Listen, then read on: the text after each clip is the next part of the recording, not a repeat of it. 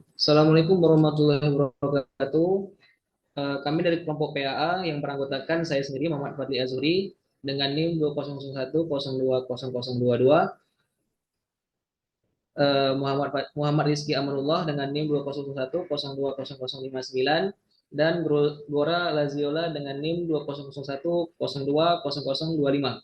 Di sini kami akan membahas alternatif penyelesaian dan analisis kompleksitas. Next. Baiklah, terlebih dahulu kami akan membahas rules game Droid. Aturan dari Droid merah, yang pertama tidak mengetahui posisi hijau, kedua menguasai peta, ketiga akan mengejar Droid hijau jika nampak atau tanpa halangan. Aturan untuk Droid hijau, yang pertama tidak menguasai peta, yang ketiga jarak pandang pendek atau bisa diatur, keempat tahu berhadapan dengan tembok jika sudah di depan tembok. Yang kelima, selalu menghindar dari Droid merah.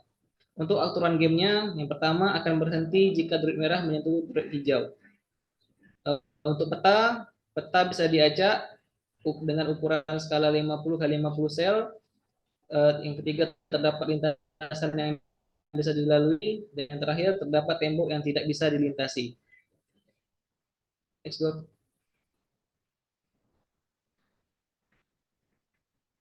Baiklah, di sini di dalam proyek kali ini kami menggunakan algoritma di Dijkstra dan random walk. Yang pertama akan saya bahas algoritma Dijkstra. Algoritma Dijkstra merupakan salah satu algoritma yang sangat populer dari teori graf untuk menentukan jalur terpendek. Algoritma Dijkstra mencari jalur terpendek dengan membandingkan bobot terkecil dari node awal sampai node terakhir atau tujuan untuk menemukan jalur paling efektif dan efisien untuk ditempuh. Algoritma Dijkstra bekerja dengan membuat jalur ke satu simpul optimal pada setiap langkah. Jadi pada langkah ke N, setidaknya N node yang sudah kita tahu jalur terpendek.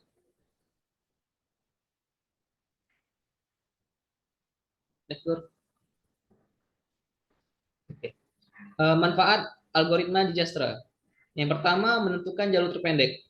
Algoritma ini sangat berguna untuk menentukan jalur terpendek antara dua titik dalam sebuah graf berbobot. Yang kedua, efektif.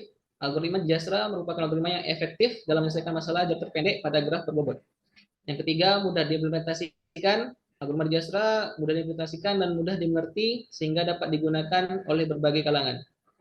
Keempat, aplikasi yang luas. Algoritma Dijkstra memiliki aplikasi yang luas mulai dari penentuan rute terpendek dalam jaringan jalan, rute terpendek dalam jaringan komunikasi, hingga penggunaan pada permasalahan optimasi yang lebih kompleks.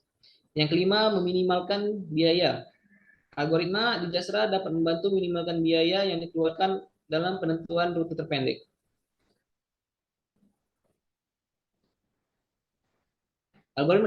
Algoritma Dijkstra digunakan oleh Droid merah untuk mencari jalur terpendek ke posisi Droid hijau. Algoritma Dijkstra akan mempertimbangkan semua jalan yang dapat dilalui Droid merah, termasuk rintangan seperti tembok. Setelah ditemukan jalur terpendek, Droid merah akan mengikuti jalur tersebut untuk mengejar Droid hijau. Itu saja pembahasan dari saya. Selanjutnya akan dibahas oleh teman saya, Muhammad Rizky Amanullah. Padanya kami silakan. Oke, selanjutnya yaitu algoritma random walk. Random walk adalah suatu algoritma yang digunakan untuk melakukan pergerakan secara acak atau stokastik dalam suatu sistem. Pada dasarnya, algoritma random walk terdiri dari langkah-langkah acak atau pergerakan acak yang diambil oleh sebuah objek atau partikel dalam suatu ruang atau struktur matematis. Next. Manfaat dari algoritma random walk. Yang pertama, menjelaskan fenomena acak. Dengan menggunakan algoritma ini, kita dapat menghasilkan model yang dapat menjelaskan perilaku sistem dengan lebih baik. Yang kedua, membantu dalam pengambilan keputusan. Dengan menggunakan algoritma ini, kita dapat membuat keputusan yang lebih baik dengan memperhitungkan berbagai kemungkinan atau skenario yang mungkin terjadi. Yang ketiga, menghasilkan simulasi yang berguna. Simulasi yang dihasilkan dapat digunakan untuk menguji hipotesis atau meramalkan perilaku sistem di masa depan. Yang terakhir, memiliki aplikasi dalam machine learning. Algoritma random walk juga memiliki aplikasi dalam machine learning, seperti dalam algoritma Monte Carlo Tree Search dan algoritma reinforcement learning. Dalam kedua algoritma tersebut, random walk digunakan untuk melakukan eksplorasi dan memperbaiki keputusan yang diambil oleh mesin. Next. Algoritma ini digunakan oleh droid hijau untuk menghindar dari droid merah.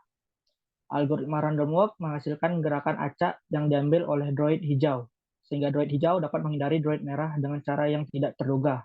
Namun dalam hal memilih gerakan acak, droid hijau juga perlu mempertimbangkan rintangan seperti tembok untuk menghindari tabrakan. Next.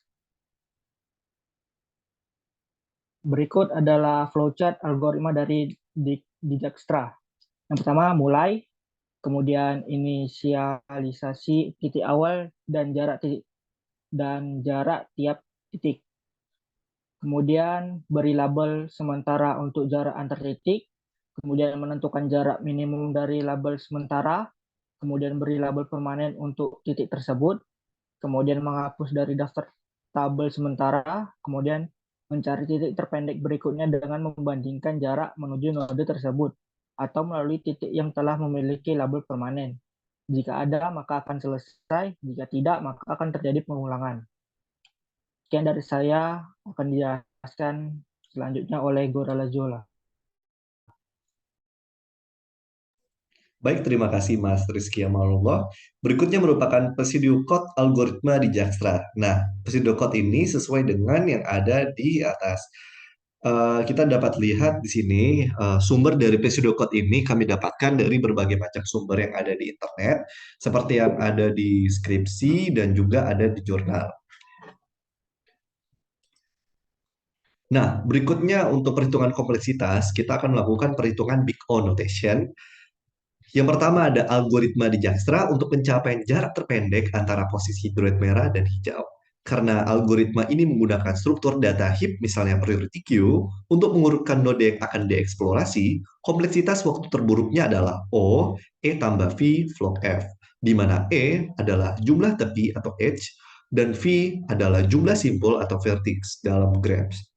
Dalam kasus ini, jumlah simpul adalah 50 kali 50. Kami ambil angka 50-50 merupakan dari ukuran sel dengan total 2.500. Dengan jumlah tepi bisa bervariasi tergantung pada posisi droid merah dan hijau. Sebagai perhitungan kasar, misalkan kita asumsikan ada sekitar 4 kali jumlah simpul sebagai jumlah tepi, maka kompleksitas waktu terburuk algoritma Dijkstra adalah O 2500 tambah 10.000 log 2500 sama dengan O 17.100 log 2500 atau sekitar O sama dengan 118.470. Berikutnya merupakan perhitungan Big O notation untuk algoritma random walk untuk pergerakan droid hijau. Karena algoritma random walk tidak memerlukan perhitungan jarak atau pengurutan, kompleksitas waktu algoritma ini relatif lebih rendah. Kita asumsikan bahwa dalam setiap langkah, droid hijau hanya memiliki 4 arah kemungkinan untuk bergerak ke atas, bawah, kiri, dan kanan. Hal ini karena keterbatasan jarak pandang pada droid B. Langkah-langkah ini dilakukan sampai droid hijau berhasil menghindar dari droid A atau merah, atau sampai batas waktu tertentu. Dalam hal ini, kompleksitas waktu terburuknya adalah ON, di mana N merupakan jumlah langkah maksimum yang dilakukan oleh droid hijau untuk mencapai tujuan, yaitu untuk menghindar dari droid merah. Sebagai perhitungan kasar, misalnya kita asumsikan bahwa jumlah langkah maksimum adalah sekitar setengah dari jumlah sel di peta, yaitu 50 kali 50 per 2 atau sama dengan 1250. Maka kompleksitas waktu terburuk algoritma random walk adalah O 1250 sama dengan O 1,25 kali 10 pangkat 3. Sebagai kesimpulannya, dalam game ini, algoritma Dijkstra digunakan untuk menghitung jarak terpendek antara droid merah dan hijau, sementara algoritma random walk digunakan untuk menggerakkan droid hijau menghindari droid merah. Karena algoritma random walk memiliki kompleksitas waktu yang lebih rendah daripada algoritma Dijkstra, kompleksitas waktu keseluruhan game ini akan didominasi oleh algoritma Dijkstra. Oleh karena itu, kompleksitas waktu terburuk game ini adalah O E tambah V log F sama dengan O 17.100 log 2.500 atau sekitar O sama dengan 118.470, yang dimana hasil tersebut merupakan perhitungan dari kompleksitas waktu terburuk algoritma di Dijkstra. Kedua algoritma ini kami pilih dan kami asumsikan karena kami merasa eh, algoritma di Dijkstra dan juga random walk sangat tepat dan cocok kami gunakan untuk masing-masing drone. Walaupun penggunaannya akan berbeda. Eh, Seperti drone B yang saat ini dia hanya mengetahui posisi A tapi tidak menghafal peta, dan juga sebaliknya sesuai dengan yang ada di aturan yang sudah dijelaskan oleh teman saya tadi. Sekian presentasi dari grup saya tutup dengan wabillahi taufiq wal hidayah. Wassalamualaikum warahmatullahi wabarakatuh. Sekian, terima kasih.